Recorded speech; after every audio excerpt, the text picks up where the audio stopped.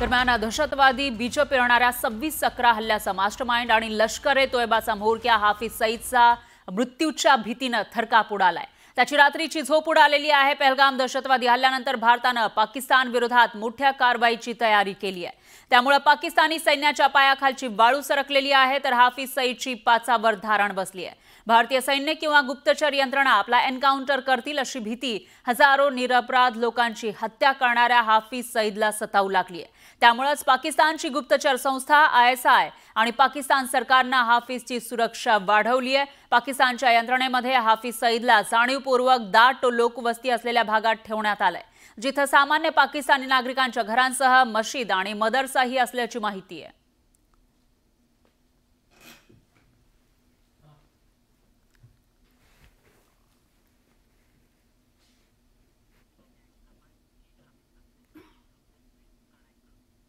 तर हाफिज सईदला मृत्यूची भीती नेमकी का सतावतीये ते जाणून घेऊयात ग्राफिक्सच्या माध्यमातून। हाफिज सईद जो एक मोस्ट वॉन्टेड टेररिस्ट आहे, त्याला मृत्यूची भीती सतावतीये, कारण एकीकडे पहलगाममध्ये अटॅक झालेला होता आणि त्याच्यानंतर भारताने आता पाकिस्तानला धडा शिकवण्याचा एक लक्ष्य ठेवलेला आहे। त्या पार्श्वभूमीवर हाफिज सईदला मात्र मृत्यूची भीती सतावतीये, कारण हाफिज सईद 26/11चा जो हल्ला झाला होता मुंबईमध्ये, त्याचा म्होरक्या होता, मास्टरमाइंड होता आणि तो भारतामध्ये मोस्ट वॉन्टेड आहे।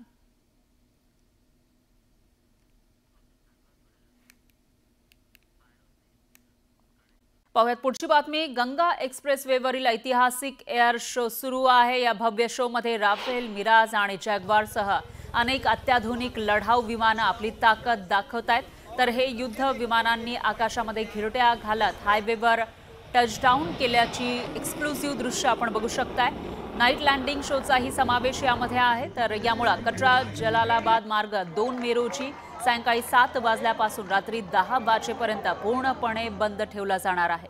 देशामध्ये पहिल्यांदाच एक्सप्रेसवेवर राफेल, मिराज आणि जॅग्वार लढाऊ विमानांचा रात्रीचा लँडिंग शो होणार आहे। यासाठी शहाजहापूरच्या जलालाबादमध्ये 3.5 किलोमीटर लांबीचा हवाई पट्टी बांधण्यात आली आहे। यासह उत्तर प्रदेश हे पहिलं राज्य बनलंय जिथे 4ही एक्सप्रेसवेवर लढाऊ विमानं उतरली आहेत। यासाठी प्रशासन आणि पोलिसांनी हवाई दलाने मोठी तयारी केली आहे।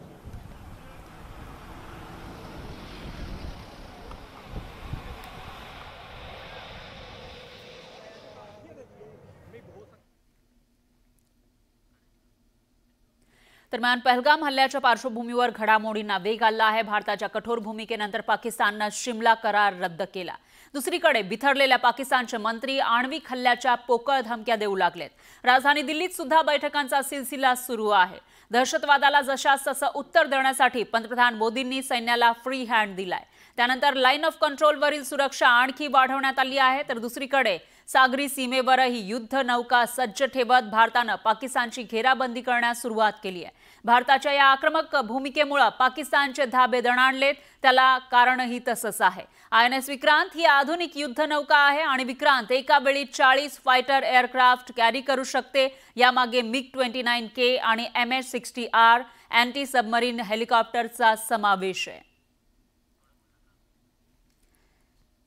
तर एकीकडे पहलगाम हल्ल्यानंतर भारताकडून वेगवेगळ्या हालचाली केल्या जात आहेत। बैठकांचा सिलसिला सुरू आहे आणि त्यामध्येच तिन्ही सैन्य दल सज्ज आहेत आणि एकूणच भारताकडून पाकिस्तानची घेराबंदी करण्याचे प्रयत्न सुरू असल्याचं दिसतंय। अरबी समुद्रामध्ये भारताच्या युद्ध नौका या सज्ज झाल्या आहेत। INS विक्रांतचं कवच भारताला आहे, तर त्याचबरोबर इतरही जे सैन्य दल आहेत त्यांची ही तयारी सुरू आहे। त्यामुळे पाकिस्तानची एक प्रकारे घेराबंदी केली जात असल्याचं दिसतंय, कारण पाकिस्तानकडून वारंवार पोकळ धमक्या दिल्या जात आहेत। मात्र भारताची ताकद नेमकी किती आहे ते यावरून दिसतंय।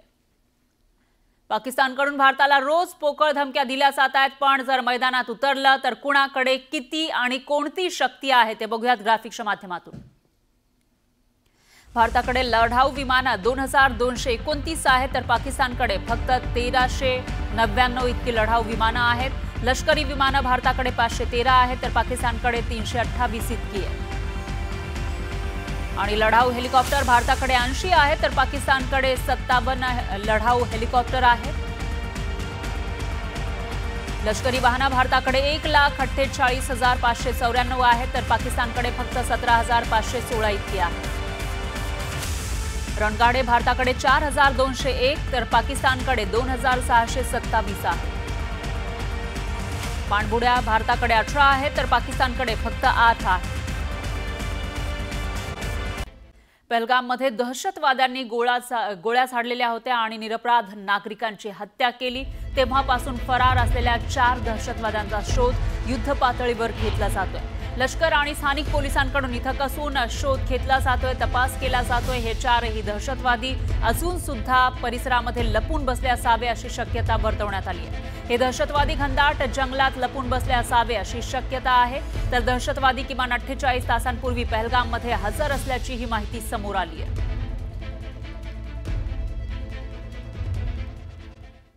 पहलगाममध्ये काही दिवसांपूर्वी झालेल्या दहशतवादी हल्ल्यानंतर देशभरात खळबळ माजलेली आहे. या प्रकरणाचा तपास आता राष्ट्रीय तपास संस्था करते. तपासाला वेग देण्यासाठी एनआयएचे महासंचालक सदानंद दाते सलग दुसऱ्या दिवशी श्रीनगरमध्ये उच्चस्तरीय बैठक घेत आहेत. या बैठकीमध्ये एनआयएच्या वरिष्ठ अधिकाऱ्यांसह सुरक्षा यंत्रणांचे प्रतिनिधी सुद्धा उपस्थित आहेत. तर हल्ल्याच्या पार्श्वभूमीवर तपासाला आलेल्या सुरागांवर, तपासामध्ये जे सुराग सापडलेले आहेत त्याच्यावर चर्चा, तांत्रिक पुरावे, स्थानिक सहकार्य आणि संभाव्य संशयितांबाबत माहितीचं विश्लेषण या सर्व मुद्द्यांवर सखोल चर्चा सुरू आहे. गुरुवारी सदानंद दातेंनी प्रत्यक्ष पहलगामला जाऊन घटनास्थळाची पाहणी केली. त्यांनी घटनास्थळी उपस्थित स्थानिक अधिकाऱ्यांकडून प्राथमिक माहिती घेतली. परिसरातील सीसीटीव्ही फुटेज, मोबाईल टॉवर्सचे डेटा, त्याचबरोबर तांत्रिक पुरावे गोळा करण्याचे निर्देशही दिलेत. एनआयएची ही हालचाल हल्लेखोरांवर लवकरात लवकर कारवाई करण्याच्या दिशेनं एक महत्त्वपूर्ण पाऊल मानलं जात आहे. तर पुढील काही दिवसांमध्ये आणखी अटक आणि शोध मोहीम होण्याची ही शक्यता आहे. पहलगाम हल्ल्याच्या तपासात मोठी हालचाल एनआयएची टीम करते. तर आज पुन्हा बैसरन भागामध्ये ही टीम दाखल झाली आहे. यावेळेस तपास संस्थेच्या अधिकाऱ्यांनी विशेष फॉरेन्सिक उपकरणं सोबत आणली आहेत. घटनास्थळावरून गोळा करण्यावर भर दिला जातोय. जे पुरावे आहेत तिथले गोळा केले जात आहेत. एनआयएच्या सूत्रांच्या माहितीनुसार या परिसरामध्ये काही ठिकाणांची पुन्हा तपासणी केली जाते. जमिनीतून, पृष्ठभागावरून किंवा आसपासच्या भागातून ठोस पुरावे मिळवण्याचा प्रयत्न केला जातोय. हल्ल्याच्या साखळीला जोडणारे प्रत्येक दुवे शोधण्याची महत्त्वाचा टप्पा हा मानला जातोय. ज्या पद्धतीने या टीमकडून शोध घेतला जातोय तर सुरक्षा यंत्रणांसाठी हे ऑपरेशन अत्यंत संवेदनशील आहे. या तपासातून हल्ल्याच्या मास्टरमाइंड पर्यंत पोहोचण्याची शक्यता वर्तवली जाते.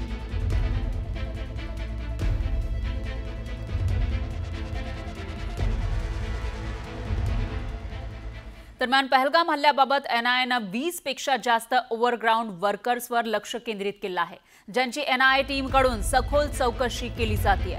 कोटभवळ तुरुंगामध्ये बंद असलेल्या 2 ओव्हरग्राऊंड वर्कर्सची चौकशी करण्याची तयारी तपास यंत्रणा करतायत.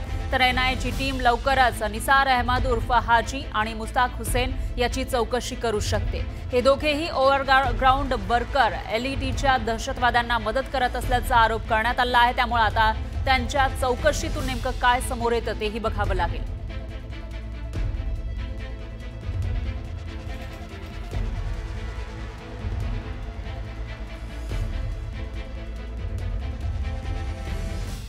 भारत आणि पाकिस्तानमधील तणाव पुन्हा एकदा शिगेला पोहोचताना दिसतोय. जम्मू आणि काश्मीरमधील नुकत्याच झालेल्या प्राणघातक हल्ल्यानंतर दोन्ही अण्वस्त्रधारी देशांमध्ये प्रतिशोधात्मक राजनैतिक हालचाली सुरू झाल्यात. दरम्यान पाकव्याप्त काश्मीरमध्ये नियंत्रण रेषेजवळील 13 मतदारसंघांमध्ये अन्नसाठा करण्याचे आदेश देण्यात आले आहेत. पीओकेचे पंतप्रधान चौधरी अनवर उल हक यांनी स्थानिक सभेमध्ये याविषयी सांगितलेलं आहे. तर या भागांमध्ये 2 महिन्यांचा अन्नसाठा ठेवण्याच्या सूचना त्यांनी दिलेल्या आहेत. इतकंच नाही तर अन्नधान्य, औषधं आणि इतर जीवनावश्यक वस्तू पुरवण्यासाठी 1 अब्ज रुपयांचा आपत्कालीन निधी सुद्धा तयार करण्यात आलाय. नियंत्रण रेषेवरील रस्त्यांची देखभाल करण्यासाठी सरकारी आणि खासगी यंत्रणाही कार्यरत करण्यात आल्यात. या हालचालींमुळे एलओसी लगत तणाव आणखी वाढण्याची शक्यता वर्तवली जाते. हेडलाइन्स प्रायोजक रामबंधू लोणचं मसाला. बेस्ट निवडा, रामबंधू निवडा.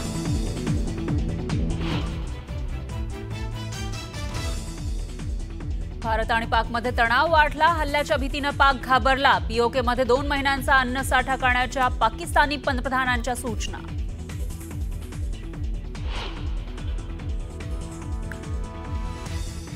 एनआयएची टीम पुन्हा बैसरण व्हॅलीमध्ये दाखल. फॉरेन्सिक पुरावे गोळा करण्यासाठी आणली उपकरणं, सूत्रांची माहिती.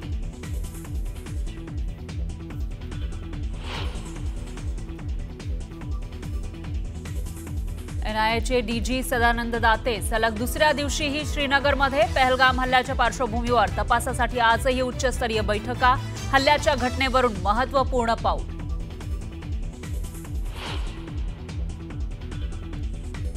उत्तर प्रदेशातील गंगा एक्सप्रेसवेवर वायुदलाचा ऐतिहासिक air show, Rafale, Mirage, Jaguar लढाऊ विमानांच्या सामर्थ्याचं दर्शन, पाकिस्तानला धडकी. पहलगामच्या दहशतवादी हल्ल्याचा बदला घेईपर्यंत सत्कार स्वीकारणार नाही, केंद्रीय जलशक्ती मंत्री CR पाटील यांचं विधान.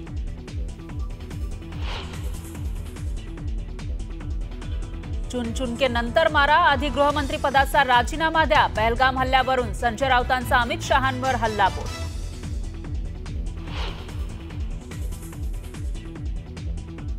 आमदार जितेंद्र आव्हाडांना पुन्हा जीवे मारण्याची धमकी, आव्हाडांकडून ट्विट करत पोलिसांना दखल घेण्याची मागणी.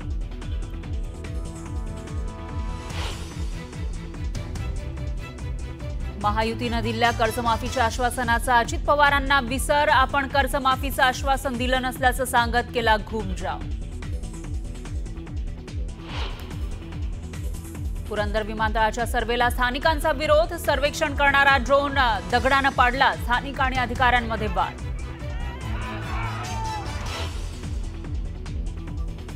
राज्यात उन्हाचा कडाका वाढला, मराठवाडा विदर्भासह राज्यातील बहुतेक जिल्ह्यात पारा 40शी पार, उष्णतेच्या लाटेमुळे नागरिकांचे हाल.